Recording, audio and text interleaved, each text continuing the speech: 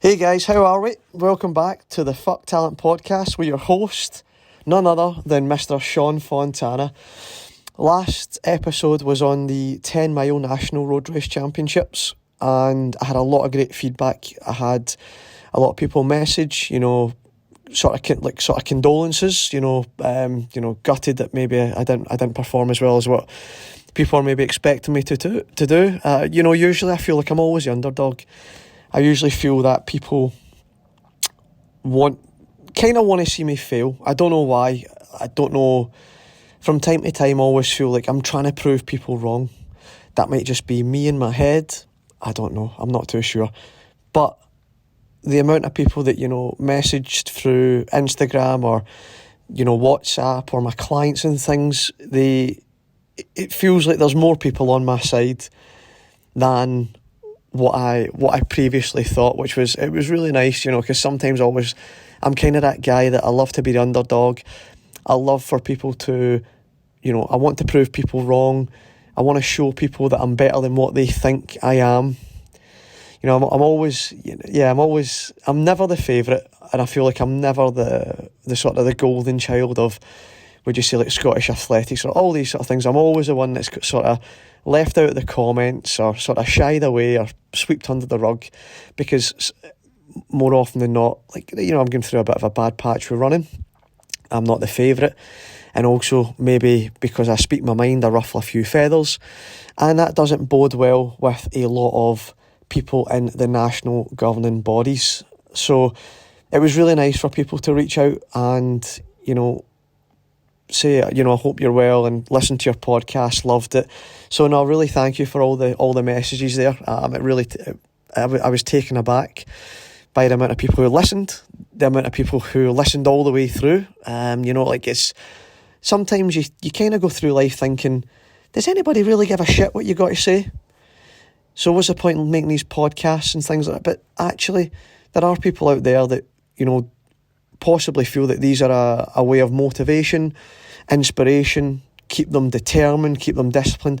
Possibly the struggles that I'm going through in this one today, we're going to be talking about getting to race weight, maintaining race weight, and the diet and things, and the sort of the good, the bad, the ugly of, trying to drop weight to achieve a certain kilograms or stones and pounds to perform at your best, so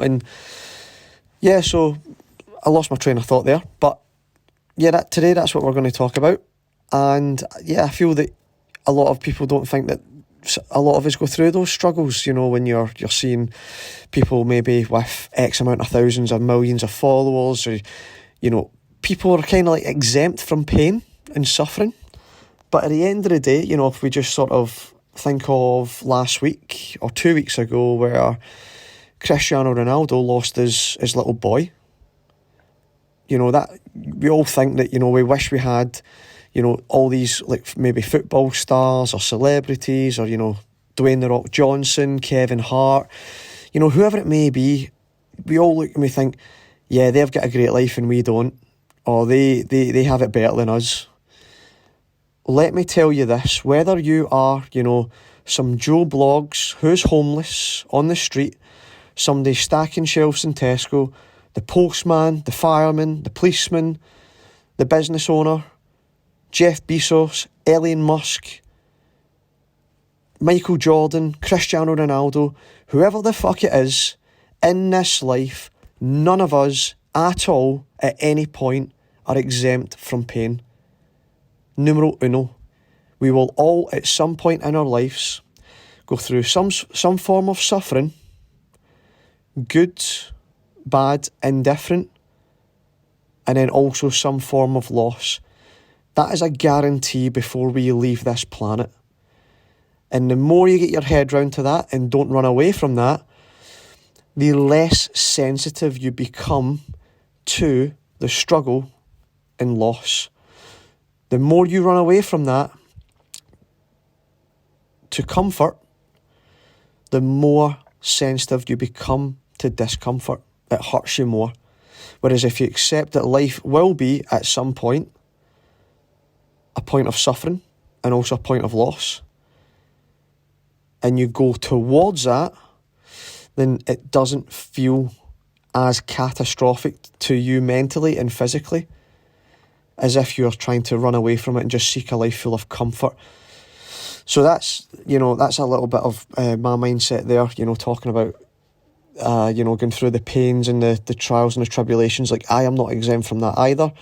Whether I am a business owner, run my own business, it's at no point am I any different from you listening to this podcast. We're all the same. We all bleed. We've got a heart. We've got a set of lungs. We've got a heart. We've got a brain.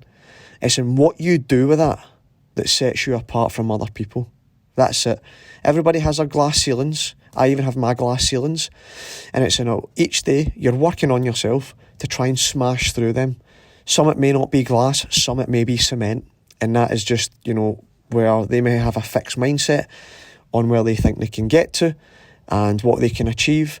Others have possibly a growth mindset where their ceiling is that they do have ceilings, but as they, expand, grow, challenge themselves, they start to believe that possibly they had some sort of limiting belief.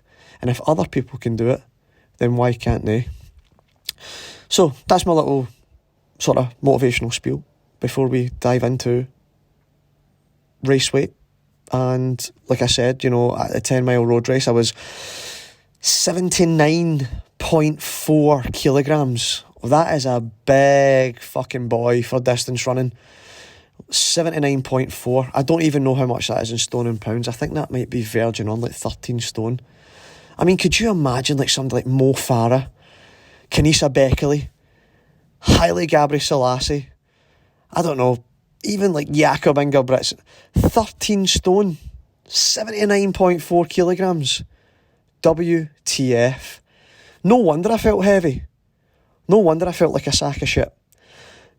But over the last, so I put that podcast out about 3 weeks ago, and over the last 21 days, I have really looked at my diet, my portion sizes, what I'm snacking on, and what I'm having for dinner. And there have been a good few adjustments.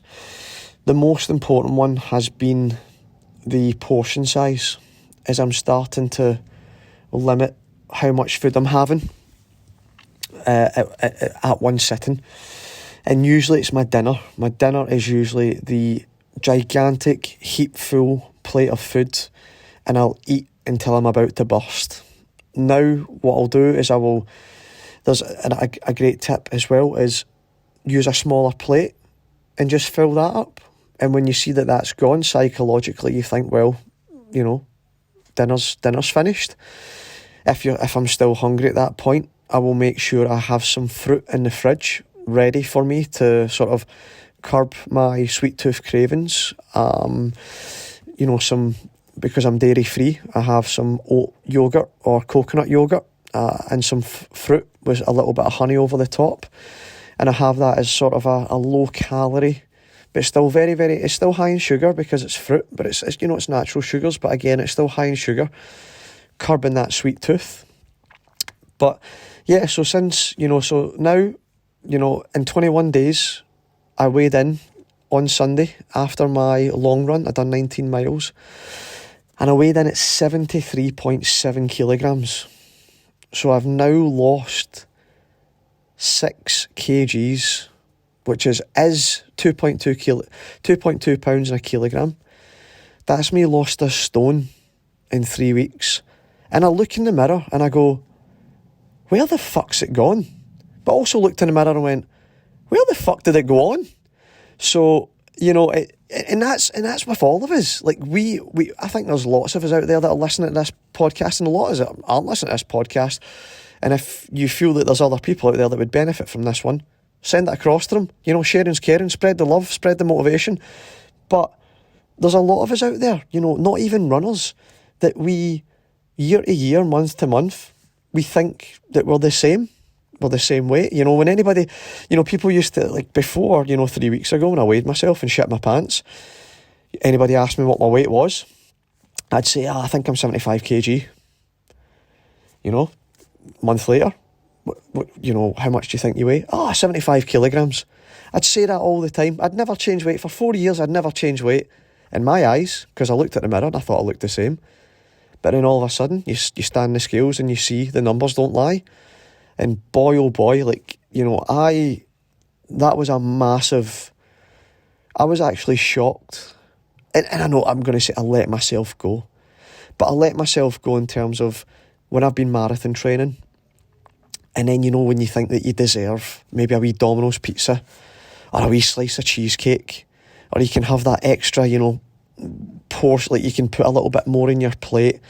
You can carb up a little bit more. Some people can. Sadly, it showed that I can't. And that's where a lot of people think, just because maybe it's certain, I'm quite lean, I'm quite a muscular endurance athlete in comparison to other endurance athletes. So then I do naturally carry possibly a little bit more weight, plus being 6'3". But, so then maybe the weight doesn't look as bad on me being a little bit taller and having a little bit more muscle mass. People might just think, I'm still lean, body fat percentage is low-ish, but still 79.4, it affects and it impacts your VO2 max. The heavier you are means that then the more weight that you have, the more oxygen you're consuming per kilogram of body weight, it actually impacts your VO2 max. So just for talking sake, I'll just sort of correlate that into making sense is, so say I'm on the treadmill and I'm running 20 kilometres per hour on my 3-minute stages, and that was my failing point, 20 kilometres an hour, which is 4:48 mile pace, 3 minutes per kilometre. And I got off and I'm 79.4 kgs.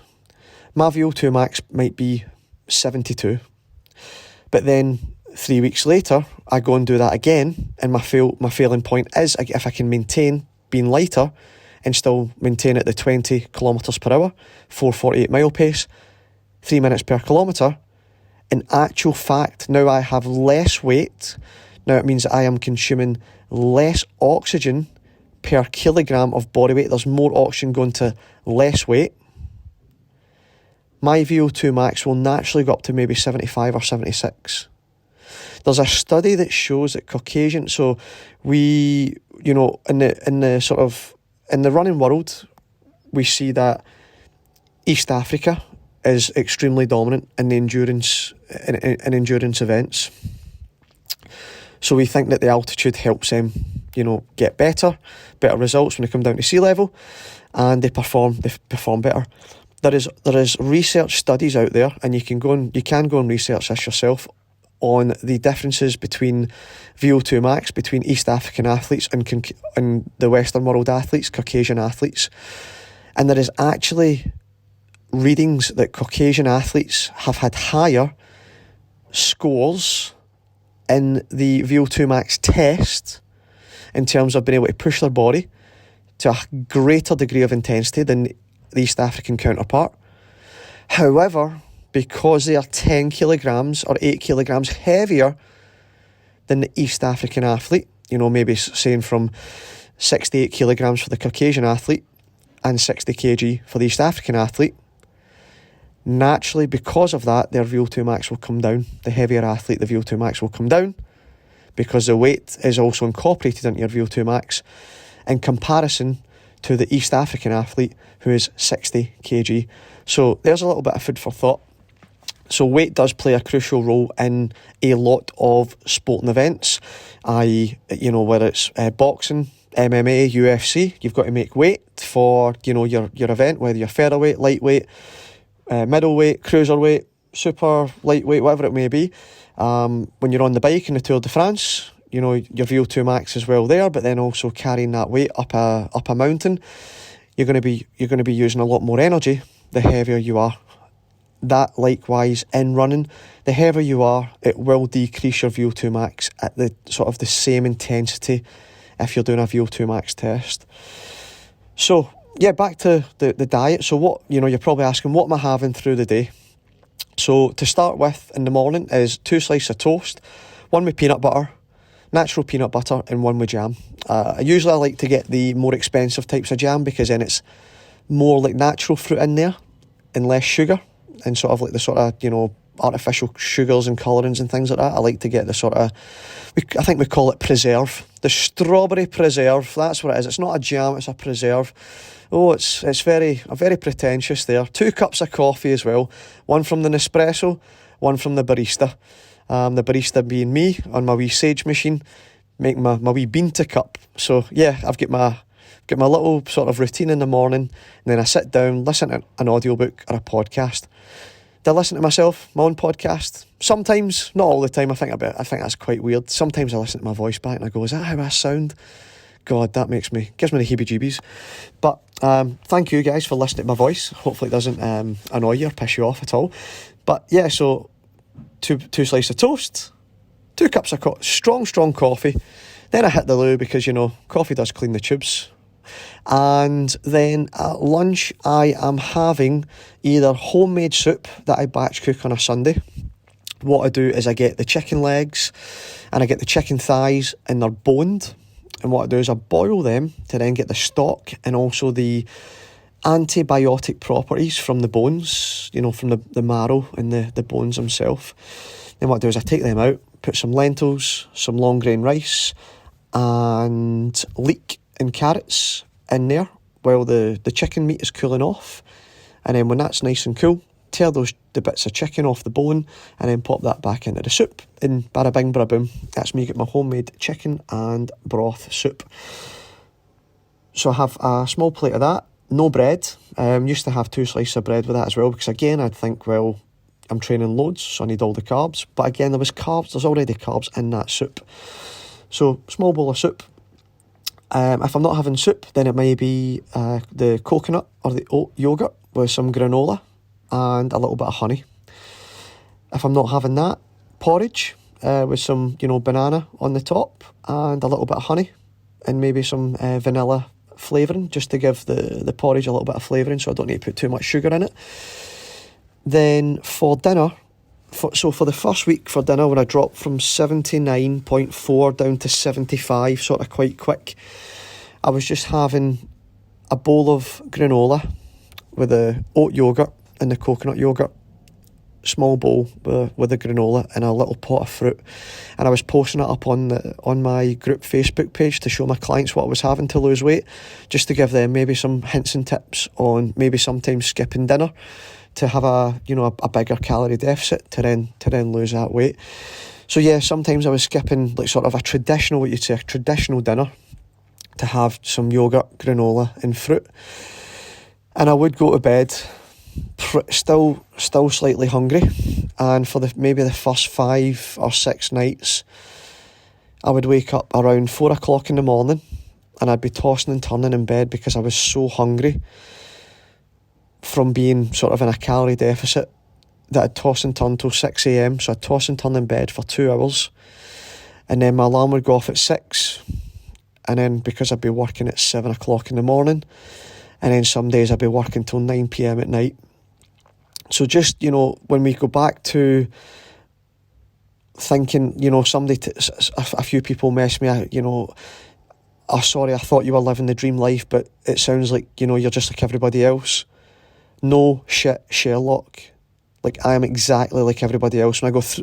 When anybody goes through a calorie deficit, it is uncomfortable, sometimes a little bit painful and unbearable.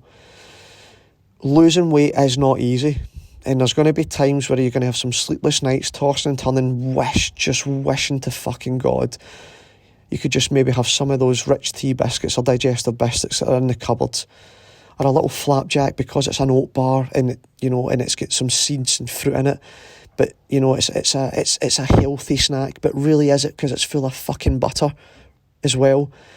So it's trying to not justify those reasons to overpower the goal that you have of trying to lose weight and get back to that sort of race weight. So it was pretty painful for the first sort of 5 to 7 days. And then my body starts to get used to the sort of calorie deficit that I'm giving it.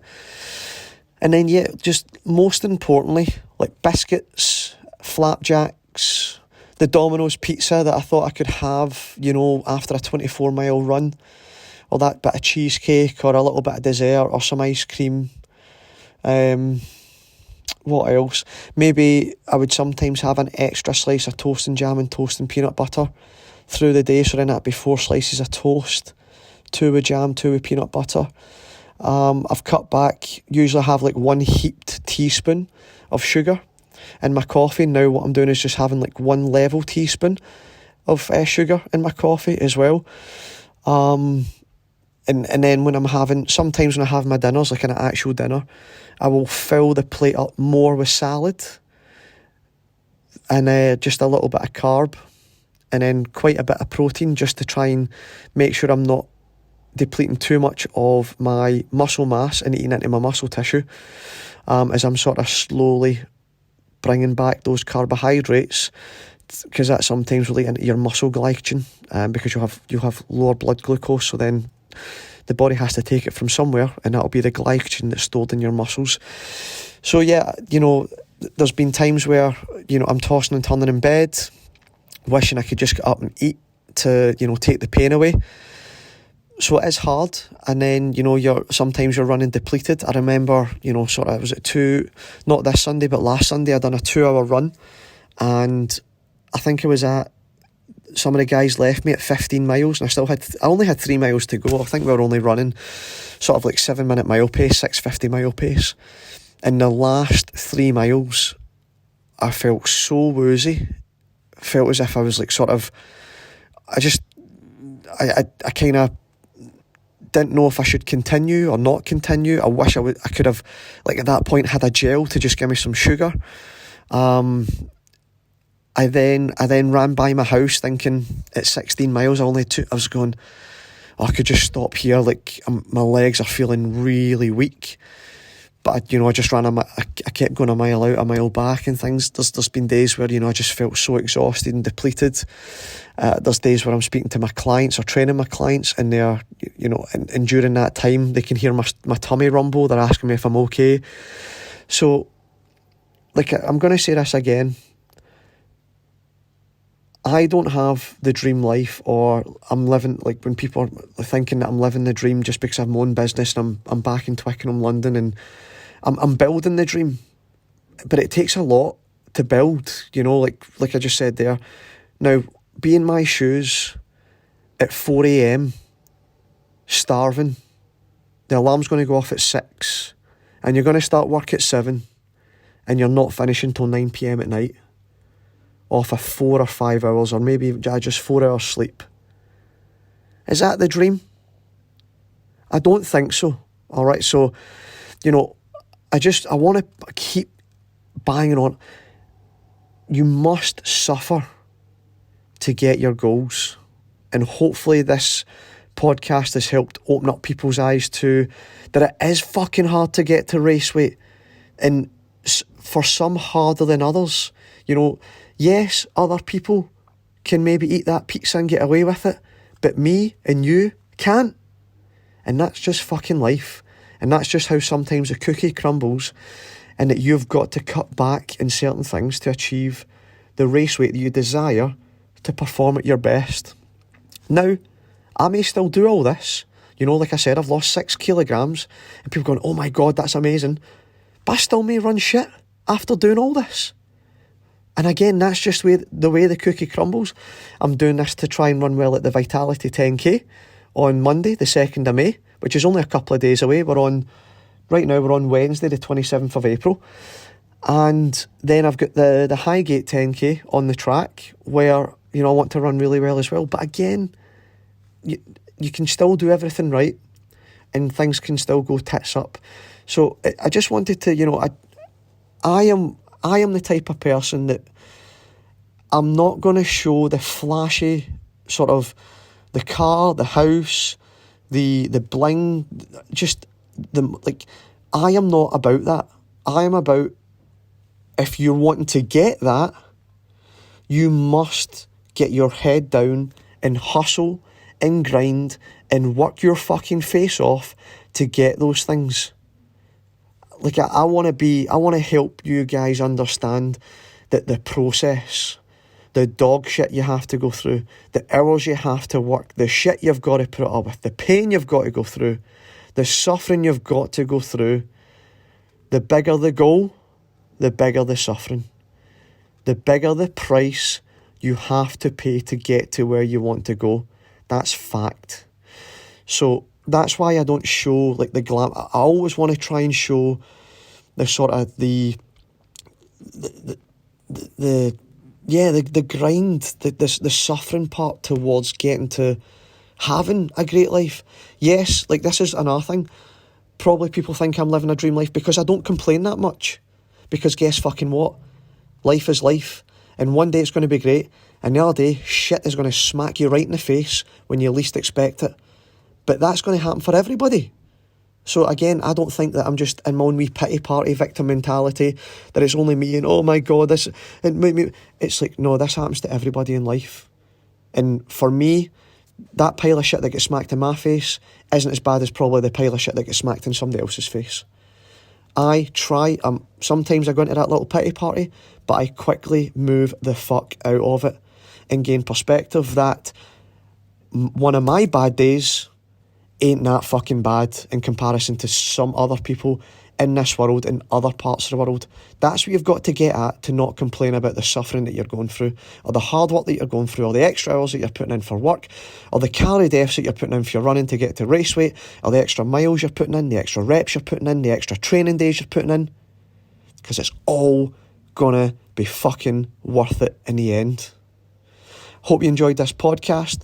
If you feel that anybody, friends, family, whoever will benefit from this, send it across, let them listen. Hopefully it puts a bit of fire in your belly, in their belly. Please like the podcast, share the podcast, subscribe, all that fun stuff. Pop it out there on your Instagram story, your Facebook story. Tag me, then I will reshare it, so then it can give you some love as well and some exposure to your profile. Just thank you very much for listening to me ramble and waffle and curse. Cursing, you know, it's just a Glaswegian thing. It is part of my DNA. So really, really sorry. You know, make sure if you get kids around, put your headphones in. If you're in the car listening to this, make sure it's on your own. If your wife, your hubby doesn't like, you know, swear words, curse words, I'm really, really sorry. I do apologise, but that's just me in a nutshell. My bad. That's one of my flaws. They usually say there was a quote out there that said, "The most honest people swear a lot." And I'm very honest and I swear a lot. So I thought that kind of resonated with me. But I hope you're having a great day. Hope you're having a great week. If you're at the 10,000 metre race at the Vitality, you know, come up, give me a shout. Say, "Hi, Sean, listen to your podcast. Love what you do." If you come up and say, you know, your podcasts are shit and all that, well, you know, everybody's got their own opinion. You're entitled to your own opinion. Or Highgate as well. You know, is it called Beer and Cheer? Get to the track, you know, cheer us all on. Road us all round to a personal best or a season's best, or, you know, whatever it may be. But hope you have a great day, and thank you so much for listening. Cheers, guys. Speak to you soon. Bye.